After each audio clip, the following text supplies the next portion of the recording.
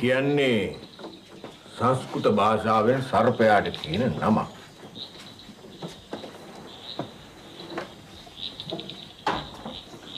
පංචමා ධාතුන්ගෙන් හැදිලා තියෙන අපේ මේ ශරීරය ඇතුලේ හැංගිලා ඉන්න නිද්‍රෝපගත වෙලා තියෙන මහා ශක්තියක් ගැන යෝග දර්ශනිය උගන්වනවා. ඔය ශක්තිය අපේ ශරීරයේ ඇතුලේ නාගයෙකුගේ දරණක් වගේ ගුලි ගහලා තියෙන හින්දායි යෝකට කුණ්ඩලිනී ශක්තිය කියලා කියන්නේ. ඔය ශක්තිය නිධානගත වෙලා තියෙන චක්‍ර 6 අපි හඳුන්වන්නේ මූලාධාර, ස්වාදිෂ්ඨාන, මණිපුර, පූනා, අනහත විසුද්ධ, අච්ඥා කියලා. ඔය ශක්තිය පාලනය කරන්න පුළුවන් කෙනෙක් ඉන්නවා නම් එයාට බොහෝම පුදුම දේවල් කරන්න පුළුවන්. ඕන කෙනෙක් එක්ක හිතෙන් කතා කරන්න පුළුවන්. ඕනෑම දෙයක් සුණු කරලා දාන්න පුළුවන්. තමා වටා ගින්දර මවන්න පුළුවන්. තමන්ගේ ශක්තිය තවත් කෙනෙකුගේ ශරීරයට ඇතුල් කරන්න පුළුවන්.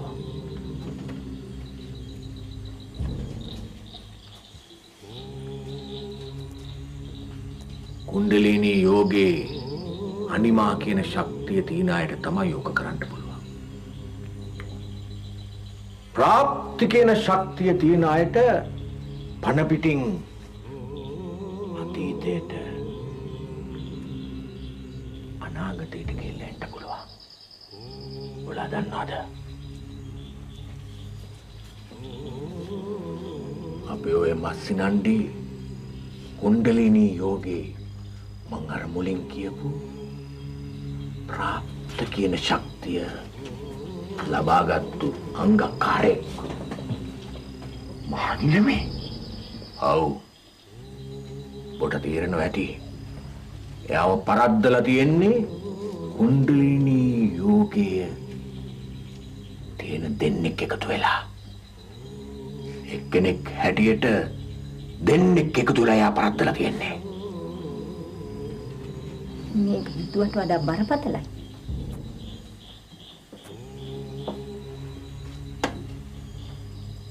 අධෛර්ය ගන්ටකාරී නෑ නගා. අධෛර්ය ගන්ටකාරී නෑ. කුණ්ඩලිනී යෝගයේ තියෙන එක්කෙනෙක් තවමත් මරුවල්ලි ඉතුරු වෙලා ඉන්නවා. එයා නුඹ. ඔව්.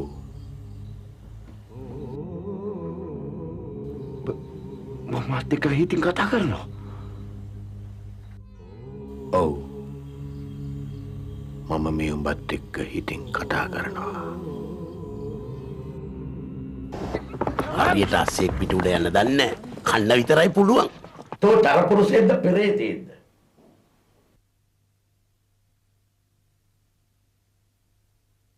මට මතකයි දෙන්නකෝ නිල මේ විශේෂ රාජකාරියට තෝ ලං කරනවා. එහෙමයි. තරහ අවසර.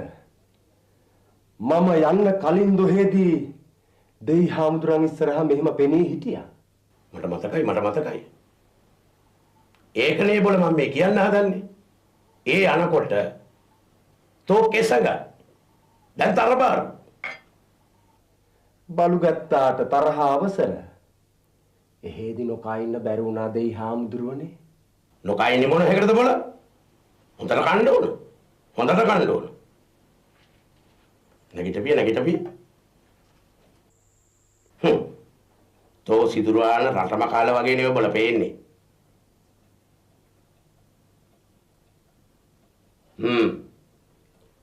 දැන් පටන් ගනින් සුදලිය පණික් කිරාල එහෙම නැත්නම් නාගසිංහ ගැන තා සොයාගත්ත කාරණා මුල ඉඳලම දෙයියෝ බුදුවන්න දෙයි හාමුදුරුවනේ.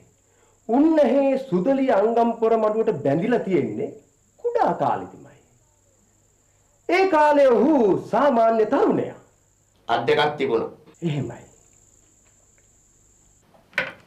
බෙල්ලක් නහයක් කටක් ඇස් දෙකක් හේමත් තිබුණා. අවසර එහෙමයි. ගොළුව අඩුපාදුළු සීනය ගැන තමයි කියන්නේ. දකෝගේ ජාතකේ නෙවෙයි. අපි බවරු කාරණා ගැන කියාවි.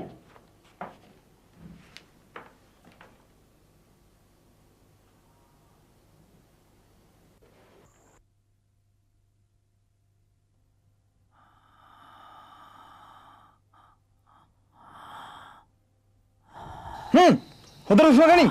හොඳට හුස්ම ගනින්. හයියෙන්. කපුව පිරෙන්න ගනින්. හරියට කෙලින් බලාපන්. කෙලින් බලාපන්. පටන් ගනින්. ඔන්න දවුඩි. පස්සට. ඔහුගේ නම නාගසිංහ. මේ ඉලන්දාරිය ගැන පළවෙනි ආරංචි මාත්‍රය ලැබෙන්න පටන් ගත්තේ මීට 20 අවුරුද්දකට විතර උඩදි ඉඳලයි. බලවත්තලා. ඒ කියන්නේ සුදලිය මුහන්දිරම් නිලමේ. ඔය නාගසිංහ ගැන බොහෝම පැහැදුනාලු. එදා ඔහු තීරණය කළාලු නාගසිංහට කුණ්ඩලීනී යෝගය උගන්වන්න. කවුද මහු? හරියට තෙල් ගෝබෙක් වගේ කඩිසරයි. ව්‍යාග්‍රෙක් වගේ තියුණු.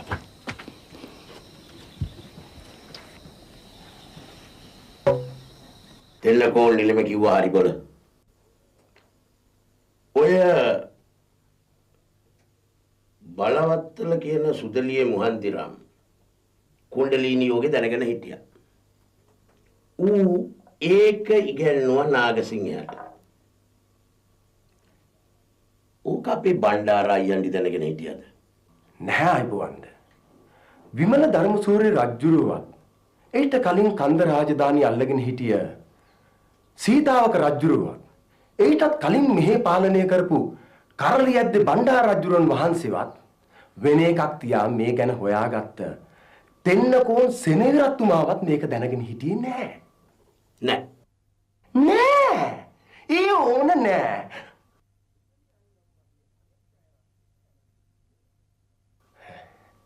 දෙයියෝ බුදුවන්ද සුදලිය අංගම්මඩුවේ අනෙක් අයවත් දැනගෙන හිටියේ නෑ.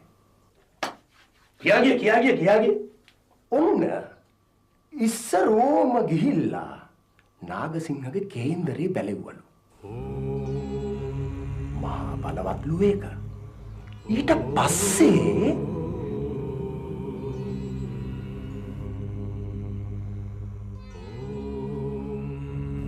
නාගසිංහ උඹට මා ඇහෙනවද? එහෙමයි ආයිබෝන්ට. කටින් උමනා නැහැ බොල. ඉතින් උත්තර දීපන්. මේ තමයි කුණ්ඩලිනී යෝගයේ අනිමා ශක්තිය.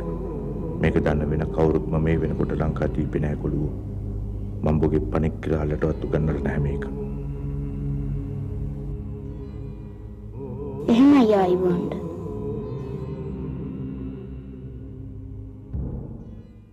මේ කොහොනම් මිනිහෙකුට ලබා ගන්න පුළුවන් කෙමනක් කියලා හිතන්න එපා. මේක අපේ කුල පරම්පරාවේ මහා රහසක්. රාවණාරජුන් වහන්සේගේ කාලයටත් එහා ඉඳලා අරගෙන එන බලයක්. ඒ හැමෝගෙම ආරස්සාව බැල්ම මේ සාත්‍රයට තියෙනවා. ඒත් මෙන්න මේක වෙනත් කොයි වෙලාවකවත් අමතක කරන්න එපා.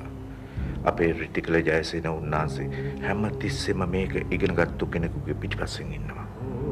මහසෝනා කට එදා දුම්බර පිටියේදී අර අමුණුගම හුන්කිරි මුදියන්සලාගේ ගෝඨයිම්බර එක හටන් කළා උන්නාන්සේ පෙරදුනත් අද ජීවත් හිටියට වඩා බලවත්. තාම උන්නේ මේ බලය දරන අපේ අය ආරක්ෂා කරනවා. සුදලිය චාරිත්‍ර වාර්ථ රකින්න. උන්වහන්සේට පුද පූජා දීපේ නාගසිංහ.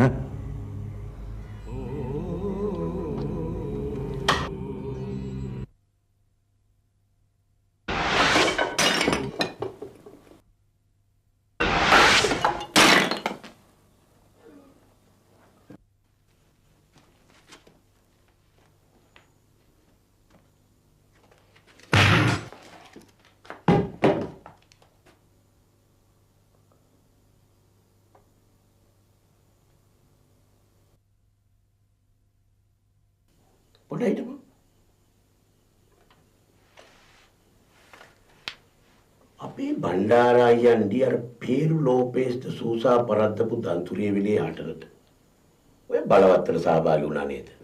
එහෙමයි අවසර. බලවත්තල ගැන නෙවෙයි මට දැනගන්න ඕන නාගසිංහ ගැන. හොඳයි. දැන් මට කියපන්.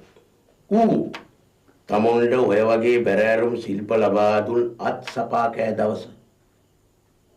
ගුත්තිලට අභියෝග කළ මූසිලයා වුන් දවස ගැන. ඔන්න නාගසිංහ දැන් ගජ ඉලන්දාරියා. කරදන්න බොහොම උස්මහත් වෙලා. රවණාම්බගේ ශරීරය එක්ක අන්ධික වැඩෙනවා වගේ මෝඩයාගේ ශරීරය එක්ක තෘෂ්ණාව වැඩෙනවා. කියාගිය. තරහ අවසර. ඒ වුණාට දේවෙන්නේ ඔහු එදා කලේ මෝඩකමක් කියන්න බෑ. සුදලිය අංගම් මඩුවේ කවුරුවත්ම නැති වෙලාවක් හොයාගන්න එකත් ලොකු නුවණක්කාරකමක්.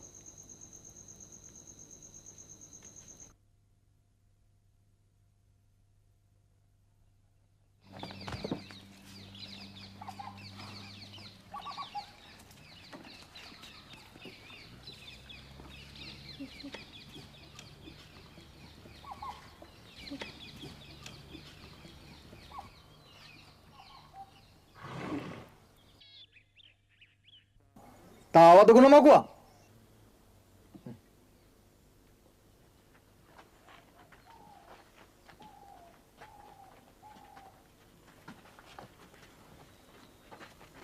තත එහෙනම් ඕනේ මේක ඉක්මනටම පණික්‍රාලකම ගන්න නේද ගරියා ඒ විතරක් නෙමෙයි ගුරුතුමා මට ඕනේ සුදුලිය මුහන්දිරන් කමත් ගන්න වෙන දැනගන්න ඕනද ඊට පස්සේ මට ඕන කරනවා මරුවල්ලිය මහ මුහන්දරන්වත් පරාද කරලා කුණ්ඩලිනී යෝගයේ දිනාගත්තු ශ්‍රී ලංකා ද්වීපේ ඉන්න එකම අංගක්කාරයා බවට පත් වෙන්න.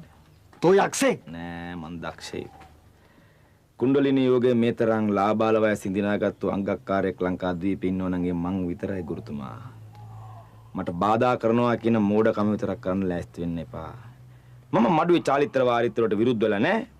මොකද මඩුවේ චාරිත්‍රේ මේක ඉන්න දක්ෂයෙකුට පුළුවන් මේක ඉන්න දක්ෂයින්ද මහවුන්ද අභියෝග කරන්න. ඔන්න මං සූදානම්. මට ඕන කරනවා සුදිලිය අංගම් මඩුවේ පණික්කිරාලකම ගන්න. ඒක මට දෙනවද?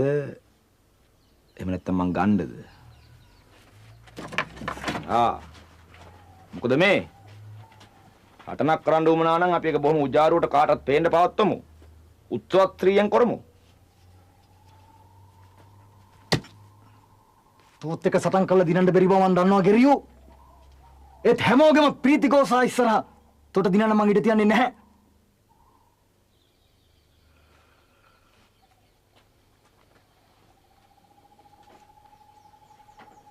තා මුලින්ම මේවට හැඩ ගැස්සුවේ මම.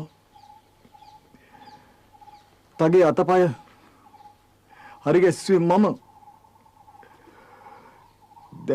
දැන් මේ හැම දෙයක්ම මගේ මායя වෙලා.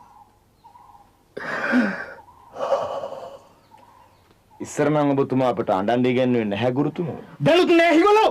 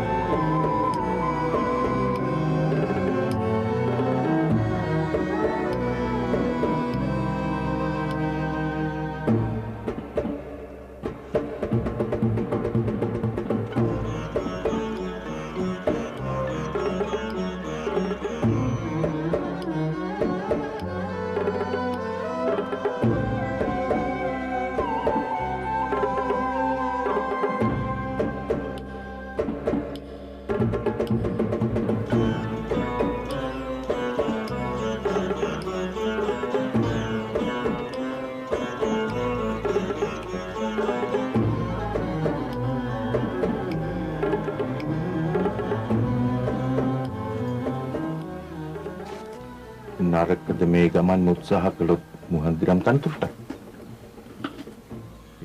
ඒකට එක පරහක් තියෙන. ඇයි මුහන්දිරම් තනතුර දෙන්නේ මහරජුරන් විසින්මනේ? උත්සාහ කරලා බලපන් පාහරය.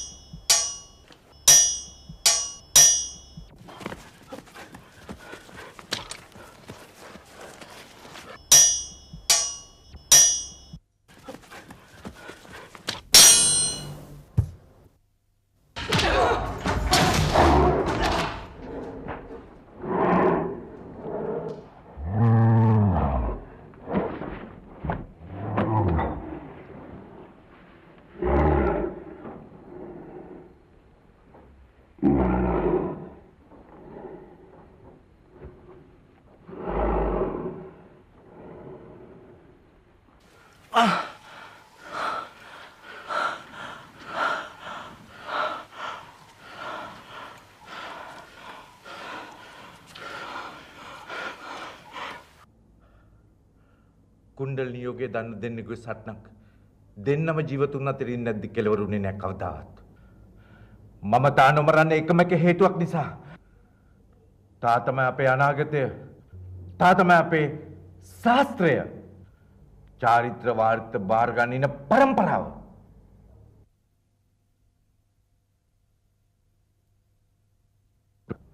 ඔටුන්න දෙන්න කලින් ඒක උදුරගෙන ඔළුවේ දාගන්න හදන්න එපා.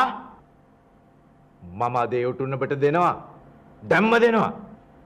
හැබැයි ඒක බට විතරක් නෙවෙයි මුළු පරම්පරාවටම අයිති එකක්. ඒක හුඟක් බරයි. ඔබ එකක් මතක තියාගනින්. පරම්පරාවේ අවසරයක් නැතුව ඒ ඔටුන්න ඔබට කවදාවත් බිමින් තියන්න බෑ.